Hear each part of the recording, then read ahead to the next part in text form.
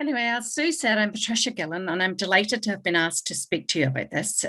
As Sue has said, it's a sad thing that we're talking about bullying and midwifery, and I first started looking at this as part of my PhD. So, I got my PhD in 2007, so I started looking in 2002.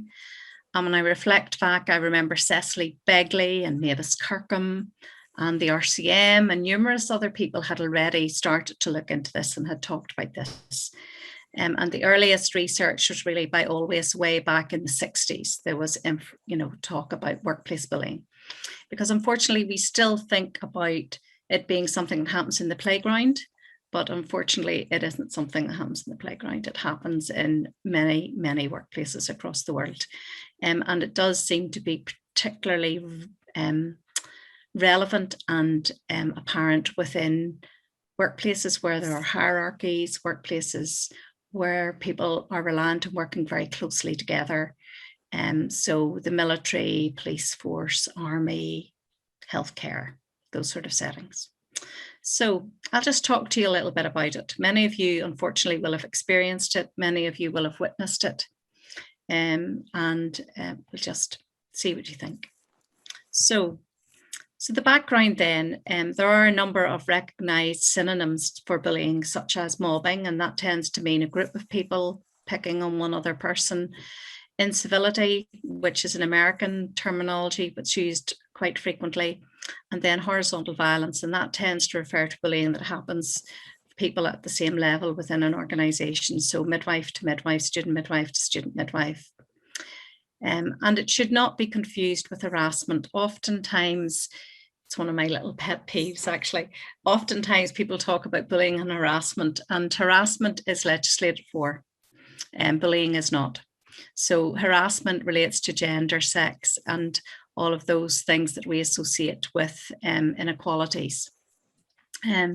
Bullying tends to happen across the board and it is quite different from harassment. So from an organization's point of view, bullying makes organizations not a good place to work, and it leads to skill depletion and absenteeism because people leave, good people leave, and people take time off work because they can't deal with it and because they're not being helped. From a professional point of view, it doesn't help our profession one little bit. It means that midwives leave. And I know friends of mine who've left the profession as a result of having been bullied, and they're a great loss to the profession. And for women, they don't have as good an experience as they should have had if they were being cared for by people who were happy in their work, who were being supported and cared for and looked after. And whether or not women are bullied, that quite hasn't been decided yet. Some people will talk about women being bullied into breastfeeding, and Fiona mentioned that idea about women feeling pressured. But I know in my own research, midwives did say to me that they were aware of women saying to them, "Oh, don't take me to that ward postnatally because I don't like that ward." And that was generally because it wasn't a nice place to work. The midwives weren't nice to each other. In turn, they weren't nice to the women they were caring for. So from an individual point of view, bullying has a mental health impact. It can lead to anxiety, depression, stress, and a number of things. From a physical health point of view, one of the things they talk about is that musculoskeletal disorders. That's because people get so tensed up and so anxious about everything, it tends to lead to that. But clearly it can lead to heart conditions, even things like stroke, high blood pressure, all of those things. And it also has a financial impact on an individual. Many people leave their jobs because they can't deal with the bullying anymore. They need to get away and they're not being helped. So they leave. Indeed, I myself left my job as a result of being bullied. And then also the financial cost of relocating. Some people will relocate and they do that at a great cost, financial cost to themselves in order to get away from the bully and from those who often were seen to have supported them in bullying. So what is the incidence then of bullying? And you can see from this slide, this just gives a snapshot of, there's a range of statistics about the numbers of people being bullied. And lots of these are large, regional, right across a country, like right across the US. Some of them are within workplaces themselves. Some of them are specific to professions like midwifery. However, if you see, you'll see that ranges from around 20% to about 33%, so up to a third of people are being bullied. Also, it's important to note here that there is quite a high percentage of people who will say that they have witnessed bullying. So within my own research, we identified that 43%, nearly half of the student midwives had witnessed other people being bullied. So that is really important as well, because not only is your behaviour affected by being bullied, but if you witness others being bullied, that will also impact on how you behave towards others. It may mean that you shrink back and you decide to stay out of the way and not say anything. So that does mean that you tailor your behaviour when you're around that person who you've seen previously bully someone else in order to protect yourself. So what is it? One of the definitions of bullying, and there isn't really an agreed definition of bullying, but one of the bits that we did in our research was we undertook a concept analysis, and then as a result of that developed the definition of bullying. And I think it's important to say here that there are some very clear attributes to bullying. And one of them is the fact that it's a repeated behaviour. The second one is that it can be difficult to defend against for some reason or another, or it is difficult to defend against. And the next one is that it's a negative effect on the person who's being bullied. And it basically leads to great stress. It undermines their self-confidence, it humiliates them often, they feel threatened. They even feel threatened for their job, their profession, their registration. So what are those attributes of bullying? Well, they are repeated. One-off events of bullying generally are not perceived to be bullying. Some people will say they have a very detrimental effect on individuals, but often it's the repeated nature of the bullying that gets to people. The negative effect, when I talk about this, I can visualize a colleague who was a very senior colleague when I worked as quite a new novice midwife. And she was quite a fearsome woman, let's say, but I never felt bullied by her because she actually made me want to do better. And she had a way with her that was not as a bully. She was fearsome, but she wasn't a bully. The other thing, one other attribute is difficulty in defending against. For some reason, it is really hard to defend against this bully.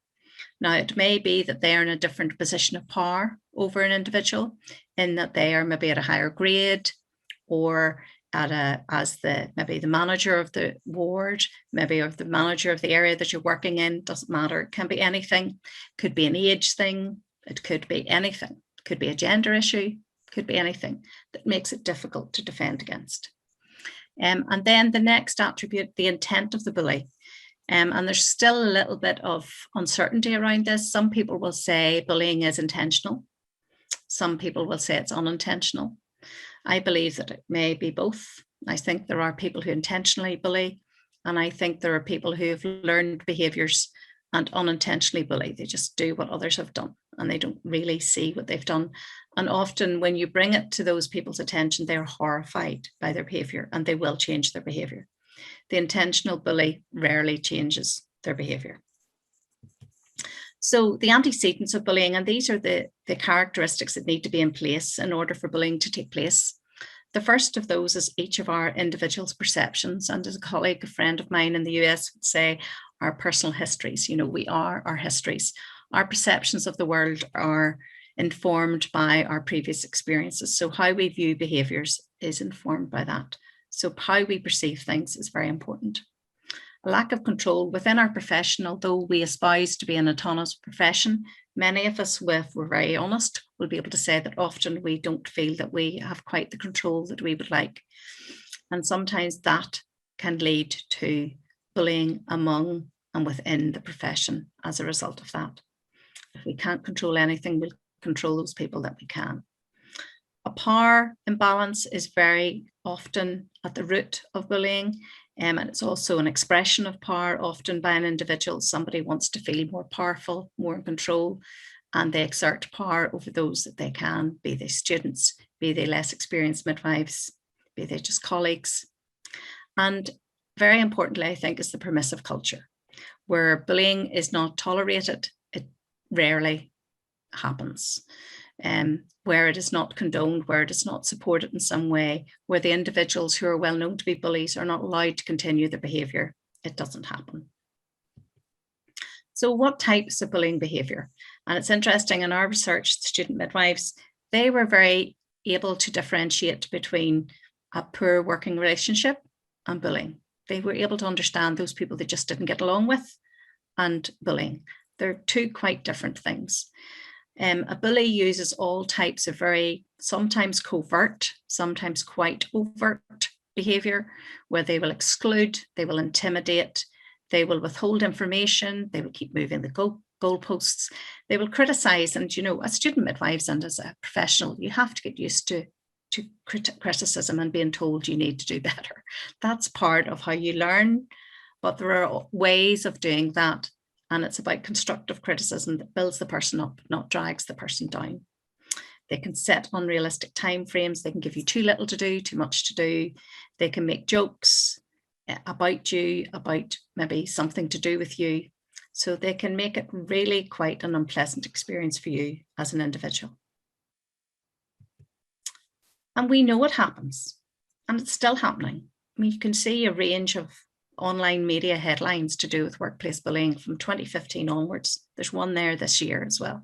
There's lots of it. I could have added dozens. There's lots talked about the fact that bullying is taking place, that it's happening all the time. We know it's happening. It's happening in maternity units. A lot of our reports that look at adverse incidents will tell us that, you know, bullying is happening. One of the reasons why things are not happening as well, or care is not as good as it should have been, is because of bullying. So we know that it's happening. And here are some social media accounts of bullying. And these are examples taken from a social media Facebook group who these individuals agreed that I could use these accounts of their bullying experience.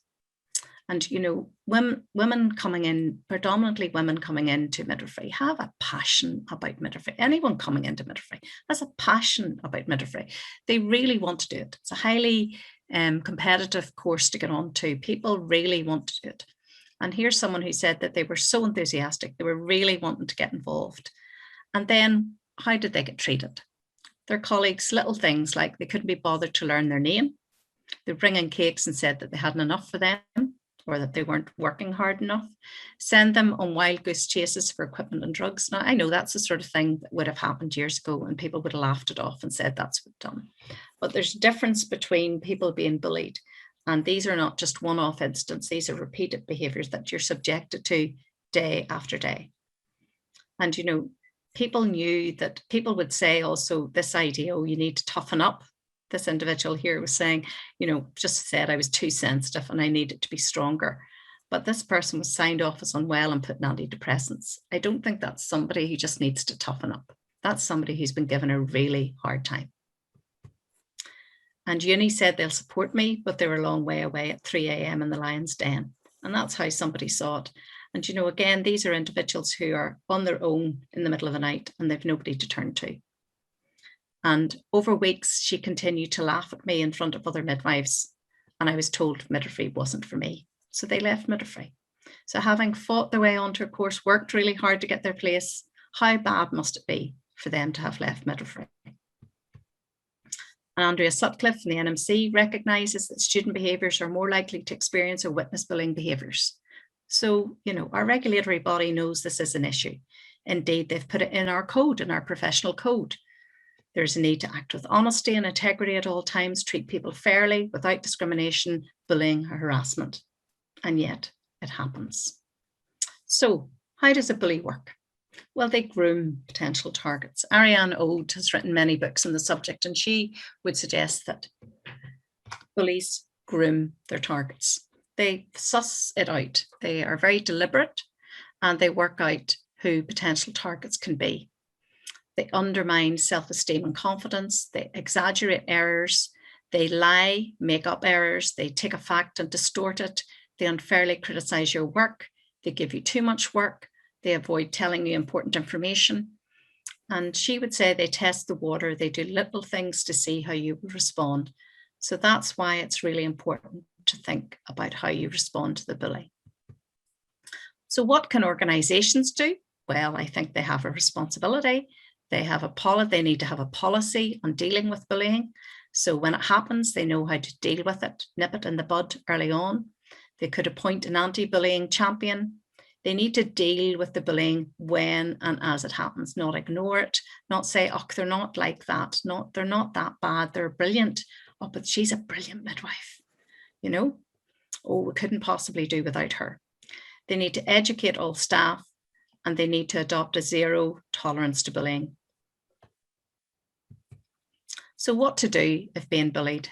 You need to talk to trusted friends and colleagues. You don't tell everybody, you tell a few trusted friends and colleagues who are not going to judge, are going to be there to support you. You need to tell them what is happening. You don't need to believe it's your fault. It's not your fault. You need to keep a record of what you're experiencing, dates, times, witnesses. Keep copies of anything in writing. It's amazing how brazen bullies will be. They'll send you emails, they'll send you things, text messages, they'll send you things in the group WhatsApp groups, because a lot of these bullies feel quite protected and safe in what they do. You need to speak to your union workplace representative in confidence, and they are there to support you. You can speak to your mentor if indeed they're not the person who's doing the bullying. And you need to develop strategies for how to deal with this bully. So what are those strategies? Well, number one is have a plan and take your power back. You know, you do have some influence over this. And one of the most important things you can do is to ask the bully what they mean. So if they're saying something, if they are poking fun and they're making suggestions that aren't true, not quite clear, you can ask them to repeat it. You can ask them to say it again. And quite often they won't want to say it again, or others will start listening and they won't want to say it. You can directly disagree with them. So if they say something that is totally untrue, say, sorry, I disagree with you. That is not true. Can you show me evidence of that? You can challenge their perception of you by clarifying how you see yourself. So if they say you're a poor midwife, say, well, actually, no, I don't think I am a poor midwife. I still have things to learn, but I have lots of women telling me how much I've helped them when I was caring for them. State what you require of the bully. So you can say very clearly, please stop doing that. Please stop talking to me like that. Please stop using that type of language to me. Please stop saying those types of things to me. If you have something critical to say, there are ways of saying it. It's not that you can't be criticized. It's not about not wanting to get feedback on how you are as a midwife. This is about actually getting it done in such a way that it doesn't take away from your confidence. It doesn't undermine you. And sometimes it's helpful to rehearse your responses. So have a practice in the front of the mirror about the next time, because we're all in that position where you think, oh, I wish I'd said, you know. So what you need to do is a little in your back pocket, have a couple of phrases ready for the next time that that bully says something to you that you don't like. So if affected by bullying, you can seek help as a university student. You have access to the student union, the workplace union, your mentor, your university tutor, and as I've said, a trusted friend and colleague. So thanks for listening.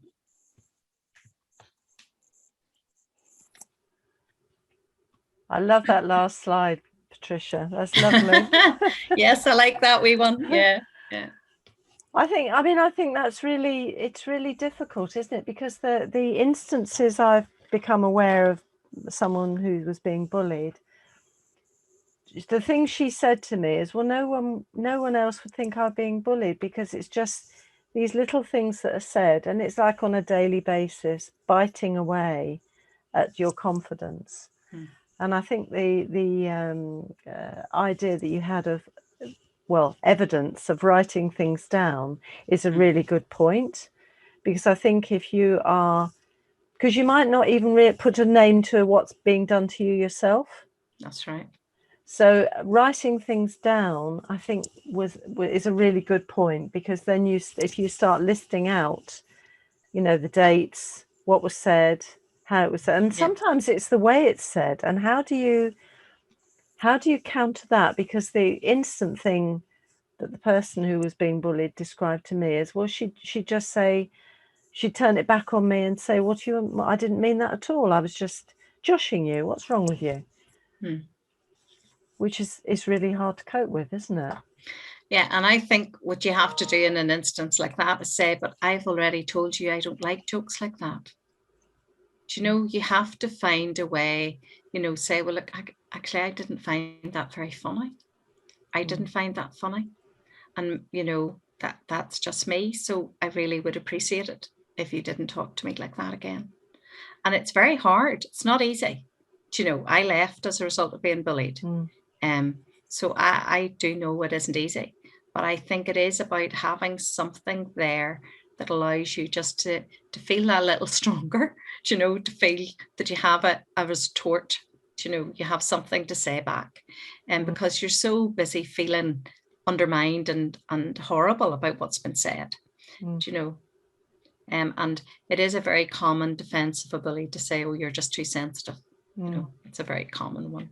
I think those stories you shared were very, very powerful, actually, Patricia, very much so. I mean, we've got a Vicky Stokes. Hi, Vicky, is saying at the time, this is very classic, I didn't realise that there were elements of bullying happening and did not recognise what was happening at the time. What advice do you have for people that have experienced this but do not have any written evidence? I think you just have to keep your own evidence, of what has happened, and also think about bullies. Most bullies don't bully in secret. They're actually quite brazen. They usually do it in front of others. So your colleagues will have witnessed it, will have seen it. I know when I was bullied, there were others being bullied around me. And, people knew it had been going on for years. It went on after I left, I'm sure. Now, so I think and I remember going and speaking to the bully and telling her exactly what I thought of her and her behaviour. And I felt that was the only way I could do something about it, even though I was leaving. But I think it is about trying to keep a record of things you think, oh, well, I don't have anything in writing. They haven't, they're clever enough. They haven't put something in an email. But as it escalates, sometimes they lose that touch of reality a little bit, and they do start to put things in writing. Even if it's things like, not being informed about things, keep a note somewhere in a diary or something about the day that you weren't informed about the meeting, or you weren't invited to something you weren't told. Keep a record, because over time that mounts up into evidence. And I know it's your word against theirs, but I can be pretty sure that it's not just you it's happening to, it's happening to others. So usually when you collate a lot of evidence together, and that's when it becomes powerful. So. And what about witnesses, though? Because it is interesting what you say, because people are very brazen about it. I mean, or is it, can you get someone to come as your witness and maybe write a statement for you? Yeah. Or does that, mind you, that can feel a bit threatening, can't it? And it can be challenging, because again, that person's thinking, I don't want to get dragged into this. If they're being honest, let's face it, they're thinking, I don't want to get involved in this, and I know some of the midwives said that to us in our research. It was like, keep your head down, God, I don't want to get dragged into that. But if you can get people who will, who do witness it, who will speak even off the record, because sometimes it is, and I don't believe that organizations don't know. I don't believe that managers don't know who the bullies are. Of course they do. I just think that they don't realize how harmful it is.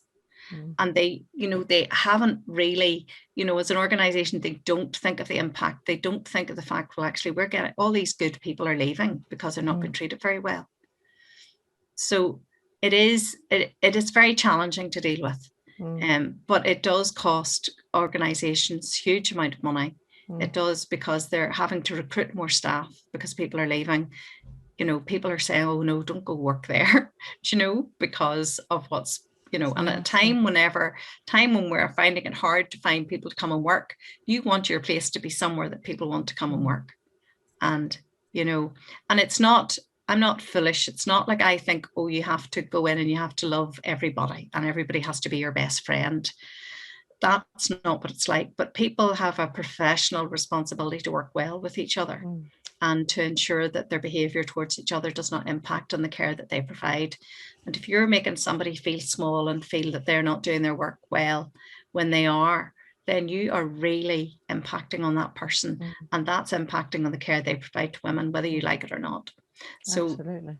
I think it's challenging, you know, but I think you just have to do what you can. Absolutely. Another question's come through. Karen, Okay. this needs to come from an organisational level within the HSE and NHS. They need to be proactive and have an appointed person people can turn to.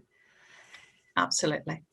Which, that's a good point, Karen. Having like a champion, having somebody that, and it needs to be in confidence. It needs to be somebody that people feel they can trust, and that what is shared will be dealt with in a very professional and efficient way, and effective way. You know, people need to understand that, you know, if it's shared in some way, or the information, that it's not used against them. And that's the challenge. So, and that's a good point. I mean, I know that over the last few years there have been discussions about some units where there's been a whole culture of bullying from the highest, even from trust board level. And I don't know how you counter that as an individual right at the bottom, because it kind of filters down, doesn't it? And it's a learned behaviour, and often, you know, bullies. I remember saying to a HR person one time, look who leaves. Look at the people who leave the organisations. They're not often the bullies. The bullies get promoted. Yeah, good point. And, you know, so I just think you have to, I think, and that's why now a lot of organisations will do exit interviews, because they want to know why people are leaving.